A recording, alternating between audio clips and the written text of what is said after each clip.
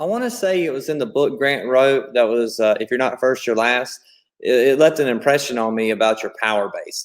And so what Grant talked about in that book was activating your power base. And that was people you knew right now. And so what I would do if it was day one, I would do this. And as a sales manager, as a general manager, I did this with my team every day because they just didn't know what to do. It wasn't they weren't willing to work. They just didn't know what to do. And so activating your power base is simple. Number one, you just want to get out a sheet of paper and start writing people down. And I would say, list out every person you know personally that you have a good, close relationship with that drives a vehicle now, that has a car payment on a vehicle now. So start with your family. Does your mom and dad have a vehicle? Does your sister, does your brother, does your uncle, cousin, grandparents? Make that whole list and then go through your former coworkers from where you used to work at. What did they drive? Who are your high school friends, your church friends? Everyone you're going to put on that list, and you're not going to be embarrassed that you sell cars or that you sell makeup or whatever you're selling, right? You're going to be proud of what you do. You're going to make that list, and you're going to make a video and send it to them. Hey, Billy, I know that, I know we see each other at church. We don't always talk about work, but I just want to let you know what I do. I'm an expert at automotive sales. I can handle any vehicle needs you have. I know what you drive now. I know you got a nice vehicle. I'm the guy to help you. If you need any service work done, you need tires, you need an oil change, you don't have to call the store. Call me. I'll make your appointment for you. We'll get you in. I'll take great care of you. You want to reach out to your power base first and let them know that you are the expert in your town, in your area, at anything automotive. And then they're going to reach out to you when they want to buy a vehicle, because if you stay in front of them, because they're going to see what's going on. They're going to get the curiosity going. Everyone's willing to trade. If you have a car payment now, your majority of people are not going to pay it off and keep it forever. They're going to keep trading, keep a car payment, just part of their life.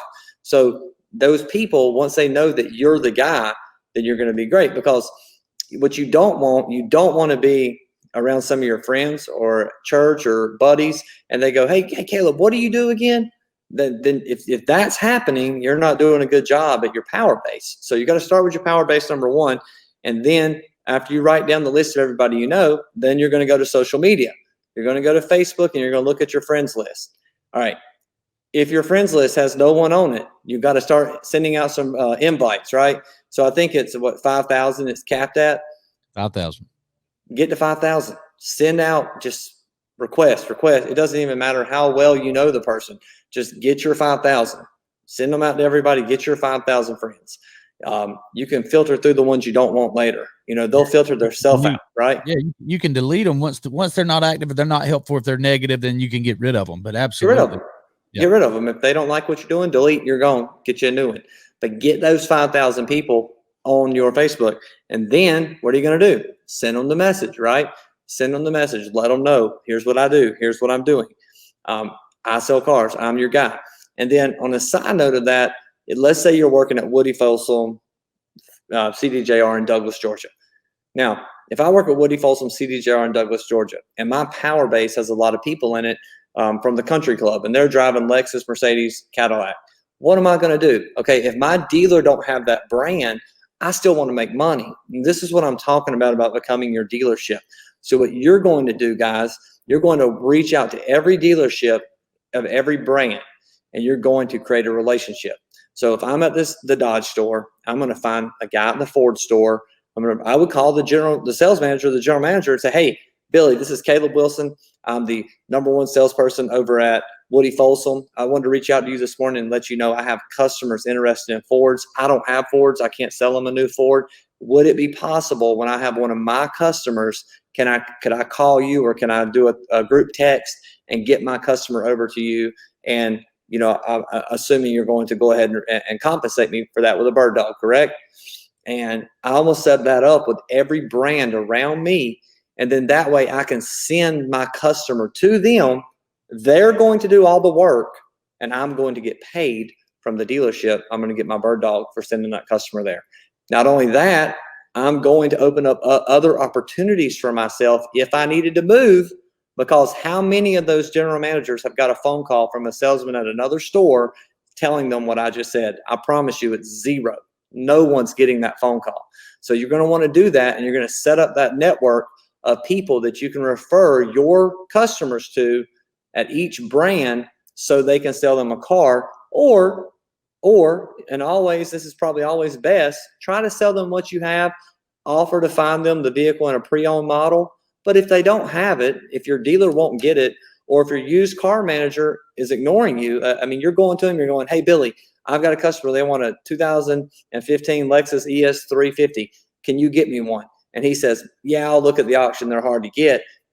Man, why am I going to let that customer go a week, 10 days and not sell them a car? They're going to go somewhere else because I'm not getting the attention I deserve, and someone's not getting on Manheim and buying me that car right away, or giving me access where I can show customers what all I can get. I remember a long time ago, Billy, you would go to the auction and do videos of all the inventory that you had that was really just on the auction lot, right? And you were selling cars that way. Well, that's what I'm saying, is that's what you're going to have to do. Is if they're not going to do that for you, then you can go do it yourself. But it's going to be a lot easier is if, you know, they've got a certified pre-owned vehicle at another location that's exactly what your friend wants, and you know your store is not going to get it in for them, that's fine. Just send them there and get your bird dog. And what'll happen is you'll start having that income coming in from all those other stores, and all those other stores are going to know you as an expert. And when someone wants to buy a new CDJR model, they're going to send that customer to you as well. So if your dealer says, man, you send a customer somewhere else, I'm saying, yeah, but I'm going to get them back. They're going to send me opportunities too. And so you have to kind of build that network up on your own. You're going to build that referral network up. You may never have really even heard somebody talk about that, Billy, but I mean, what's your thoughts on setting up that network?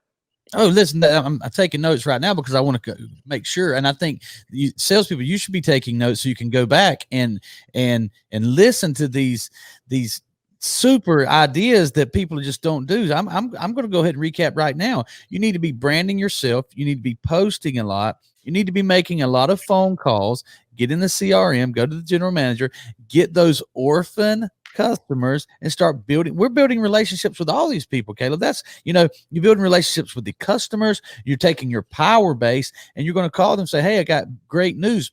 I'm at the dealership now. And you know, so man, you should be proud of what you're doing and make sure everybody knows that make sure everyone knows what you're doing. And when it comes to videos, I'm going to tell you an example of how I took a dealership from selling teens to over 50 cars instantly, was over 40 cars instantly, 50 a few times.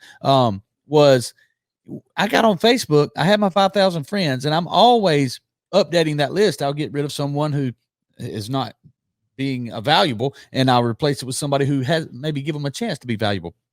But I would go through and I would send videos daily. Hey, today's Wednesday. I got a really big event going on. Here's what's happening. I'm paying up to $5,000 over Kelley Blue Book for trade-in. So, you know, if you or anybody you know could use an extra $5,000 for your trade-in or whatever your big offer is, I would record that video on my phone and I would go to Facebook Messenger and I would send it to as many people until Facebook finally blocked me from sending messages because they knew what I was doing. But instantly now everybody knows. You didn't have to wonder what Billy does. Billy's the guy who's paying $5,000 more for trade-ins. Now the other dealers thought it was stupid, but I didn't care. I was selling cars. So, you know, you have to build that relationship with the other dealers as well. And you're always, it's all about building relationships. Build relationships with those other dealers, you know.